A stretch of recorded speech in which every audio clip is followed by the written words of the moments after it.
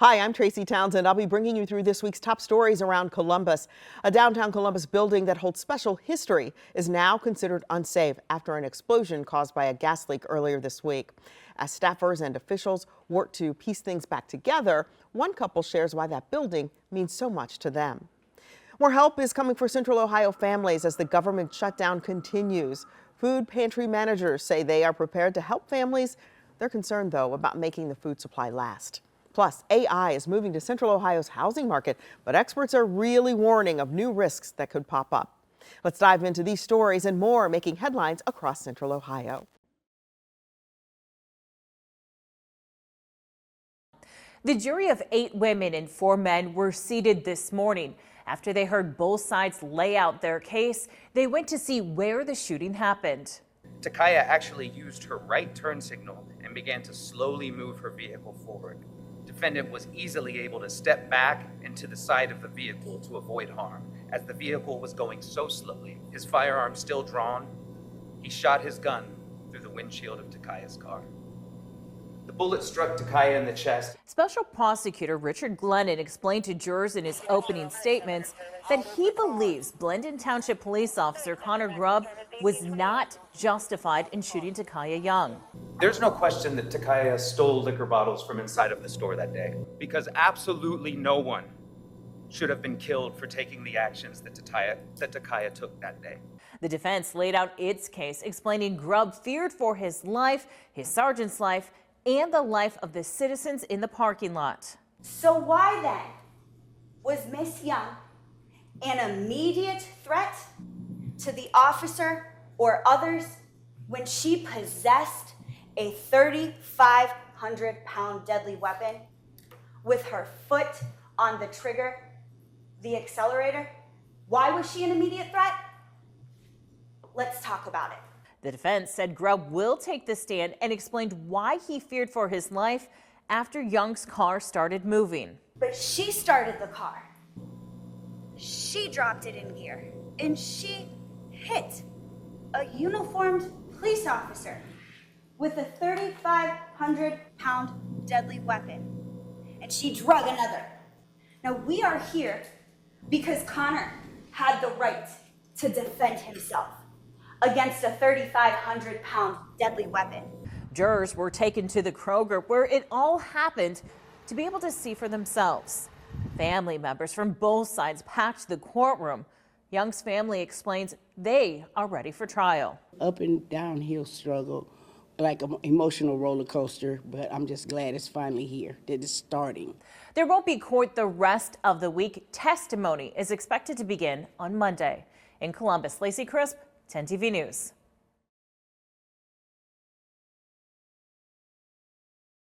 Counsel, it's my understanding that your client would like to enter a plea of not guilty to the charges today. That is correct, Your Honor. That was the plea entered Wednesday by the man at the center of what Columbus Humane calls an animal cruelty investigation. It's all tied to this security video that was posted to social media by a local animal rescue. The video was taken on October 22nd, and in it, someone can be seen picking up a dog by its scruff and slamming it to the ground. Court records show that Columbus Humane claims it was the man who is now charged in this case and his dog Karma in that video. Karma was removed from the home by Columbus Humane a week later on October 29th. And that man is now facing 2 misdemeanor charges of prohibitions concerning companion animals. If he's found guilty, the judge said he could face several months of jail time and a fine. Wednesday in court, 10 Investigates also got the answer so many viewers have asked us about. What will happen to Karma the dog? Judge Stephanie Mingo ordered that man to pay a $1,200 fee to the court for Karma's care at Columbus Humane. Should bond not be posted by November 15th of 2025, the animal is ordered to be forfeited and surrendered to Columbus Humane.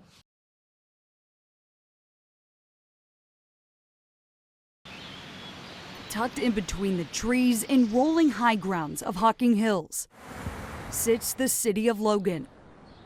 It's a quaint town right off US 33, home to just over 7,000 people. But there's a problem.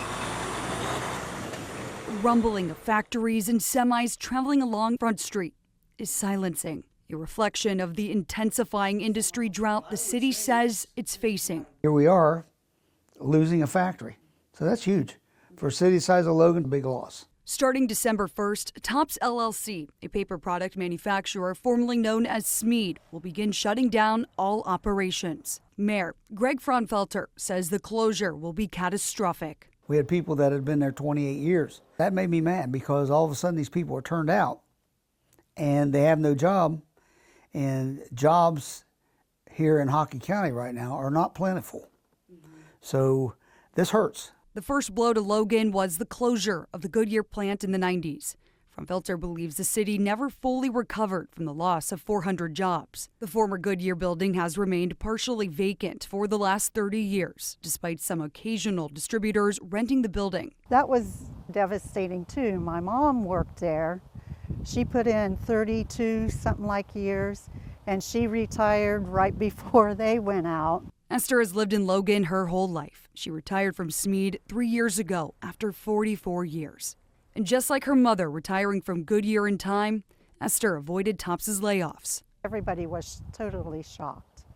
Yeah, because we never seen that coming. A lot of those people are young, and I'm sure they will all find jobs around the surrounding area, but they might have to travel a little bit. And that's the central concern. City leaders say when Tops closes, the impact won't just be jobs lost inside the building, but the paychecks that will leave with them. Logan relies heavily on income tax revenue, and if workers are forced to find jobs outside the city, that money goes with them. Fraunfelter says they've run the numbers.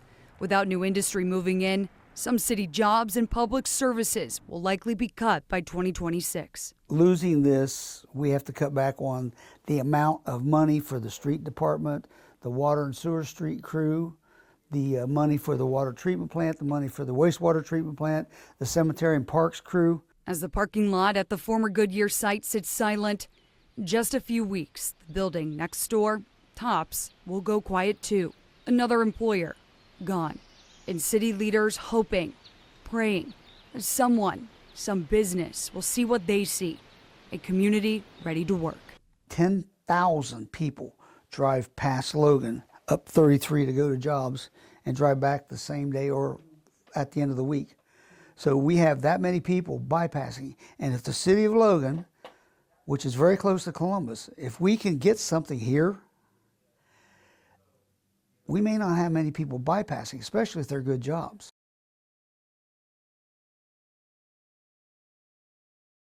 It was a perfect venue for us. It's just sad that that piece of our history is gone in Columbus. Kate Vanderzee and Troy Gottfried were married at the historic Kelton House. May 27th, 2005, so 20 years ago. As many in the community mourn the loss of history after Monday's gas leak, explosion, and fire, this couple is remembering their special day there and why they chose it. It wasn't just a small, intimate venue, but we could also have tours of the place during the reception so our family could learn about how Ohio participated in, the Underground Railroad. I just love the outdoor space and just all the history behind it. I just thought it was just a super unique venue.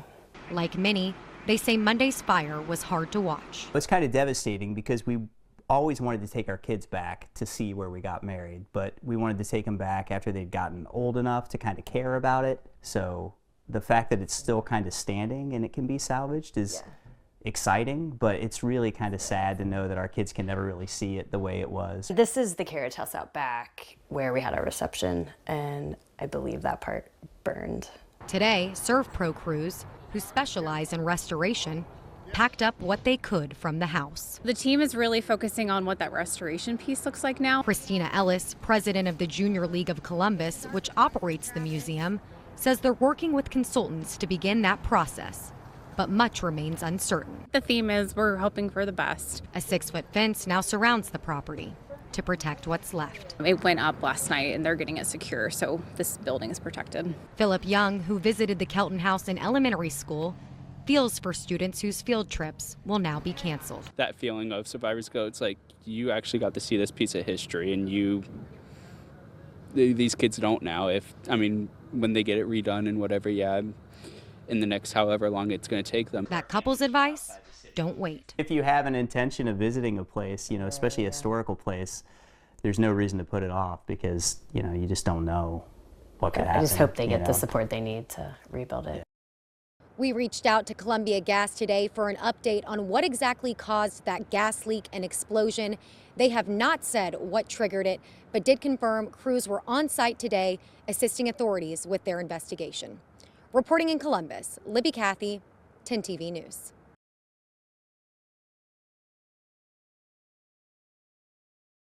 The shelves of the Healthy New Albany Food Pantry are stocked now. They'll be mostly empty by tonight. What you see here will feed about 50 families. That's just about 20% of the families that this food pantry serves. Our concern is making sure that anyone who is affected either by delays in SNAP or by losses in paycheck due to the federal shutdown, that they know that we are here and ready to help. The food pantry serves people who live within the New Albany Plain Local School District. There is a need, and I think that is a pretty common misconception.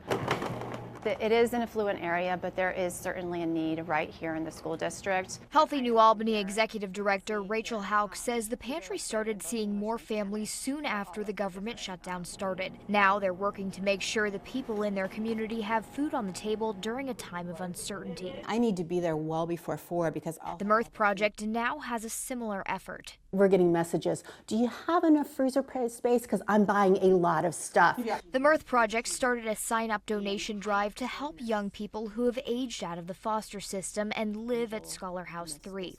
Robin McAllister-Zoss says everyone who lives there is either a SNAP recipient or SNAP eligible. We've gotten some unbelievable, grateful messages because they're scared. Through the sign-up, volunteers have already stepped in to buy groceries and essentials for each Scholar House resident. I honestly believe if you show people how they can help, everybody wants to.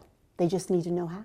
Hauk says they've felt the community's support too. Have found that this community is generous, and we'll hope that they'll continue to show up during this time of need through either food donations, through volunteering, or through their financial support. Healthy New Albany says they've seen a 54% increase in new families coming to the food pantry from about this time last year. Reporting in New Albany, Catherine Simon, 10 TV News.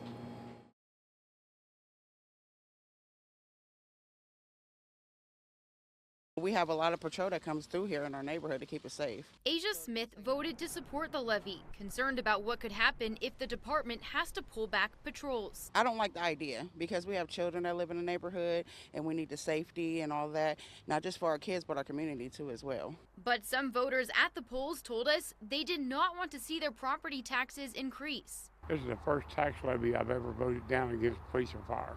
Mifflin Township leaders said they wanted to use the levy to pay for more patrol officers. The department is facing staffing issues after 2 of their officers were shot and injured in May.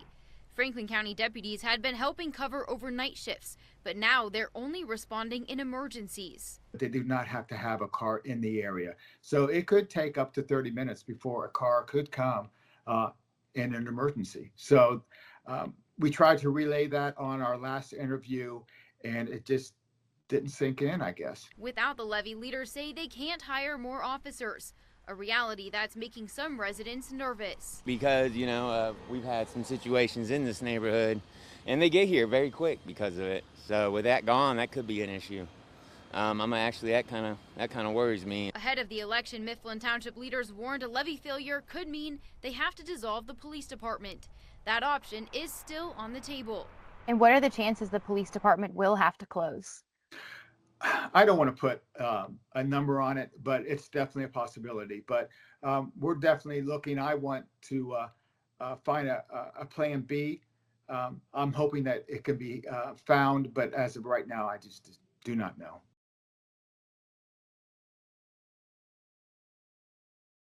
We're in the stockroom of a food pantry here in Waverly, where staff is expecting this to be one of the busiest weeks yet. They've been sharing tips with families like using beans as protein instead of meat, trying to make this food stretch as far as possible. Now you know they want these, maximum fudge. The staff at Pike Outreach is trying to keep things as normal as possible. Flour and tuna help on the bottom. Though some of the shelves are starting to get more bare. But this is some of the things that we've been able to stock up on. Of course, rice is a staple. Operations manager Cherie Kinnison says people are still getting what they need for now. If our clients see us worried, they're going to worry even more, and we don't want that. The pantry serves around 275 families, but Kinnison expects more as SNAP benefits lapse. Definitely a lot of fear. We've already had 4 new families today, so we expect it to increase. What's your concern? Running out of food. The need in Pike County is great. State data shows just over 25% of residents receive SNAP benefits. That's 1 in every 4 people. It's the highest rate in Ohio. It's a very giving community. That spirit of giving more important now than ever, as local businesses look to fill the gaps.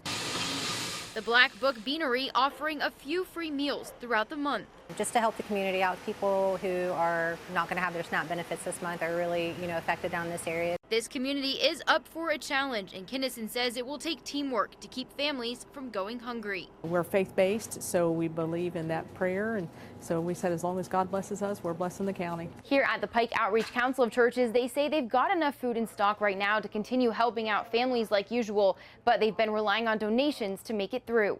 Reporting in Pike County, Carla Rogner, 10 TV News.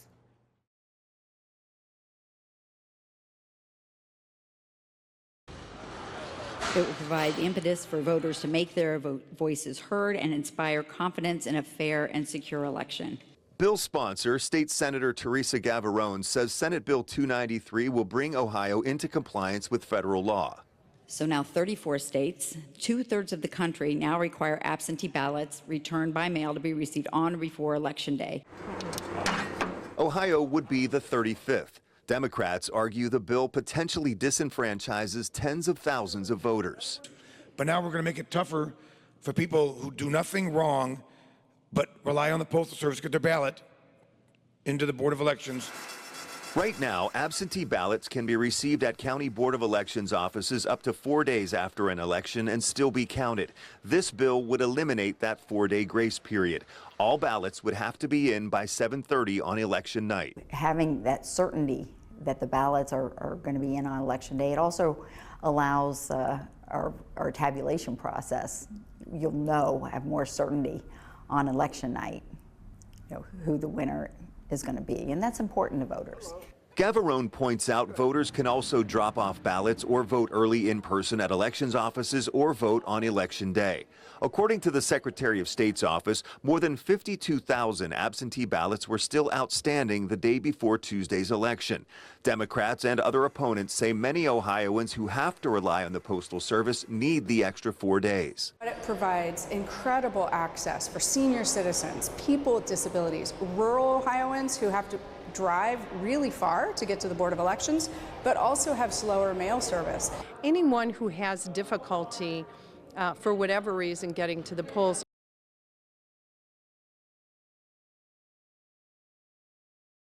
This could have a catastrophic impact on a lot of patients that we serve day to day. Anton Johnson is CEO of Lower Lights Health Center, which provides health care to people regardless of their ability to pay. He says they see a significant number of patients on health insurance marketplace plans. Hikes in premiums could actually make them have to choose between, whether they're putting food on the table or if they want to pay for health insurance. According to the health policy organization KFF, since the enhanced tax credits were introduced 4 years ago, enrollment in the marketplace has gone from roughly 11 million people to more than 24 million. Democratic lawmakers want to keep some of those subsidies that lowered premiums. Republican lawmakers have said they're willing to negotiate, but want to wait until after the government reopens. This is mostly people who are potentially self-employed, don't have a job that offers them health insurance, and tend to be too high income for a program like Medicaid. According to KFF, a family of 4 with a household income of $55,000 a year would have paid $462 a year in premiums with the enhanced tax credits. If those tax credits expire at the end of this year, that family would pay $2,866 a year in premiums. Healthcare policy analyst Brian O'Rourke says what will actually happen is uncertain at this point. You could log on right now and see that your premium for next year is actually, it looks like an astronomical increase, but it could be that next week, as part of the government shutdown negotiations, that they actually extend the enhanced subsidies until, end of 2026. But O'Rourke and Johnson say the concern is people who may not be able to afford coverage if the subsidies do expire. These are not just numbers that we're dealing with. We are dealing with real people and lives that are going to be impacted by decisions to not continue premium tax credits. Catherine Simon, 10 TV News.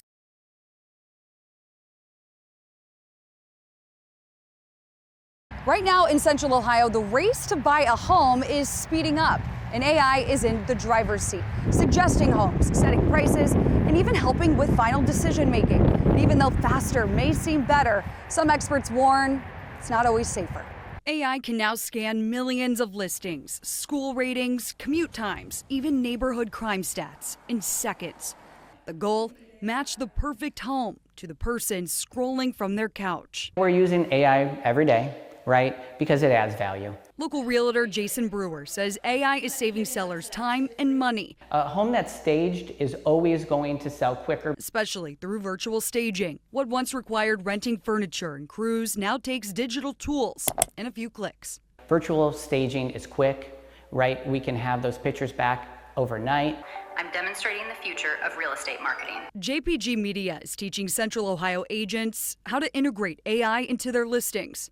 CEO Ali Quattro now taking it further, creating AI avatars of real realtors who can host virtual home tours. It's lowering the cost to list a home. It's lowering the cost to buy one. But there's a limit how far AI can go. Central Ohio MLS requires any AI-generated image to be clearly labeled, like this. And real unaltered photos must follow before and after. No covering damage or structural flaws, or else there are consequences. There is a fine that's involved. It can go up to $500 and potentially revocation of their membership with our MLS. So if you're in the market, experts say ask these 3 questions. Who priced this home? A realtor or an algorithm? Were any photos digitally staged?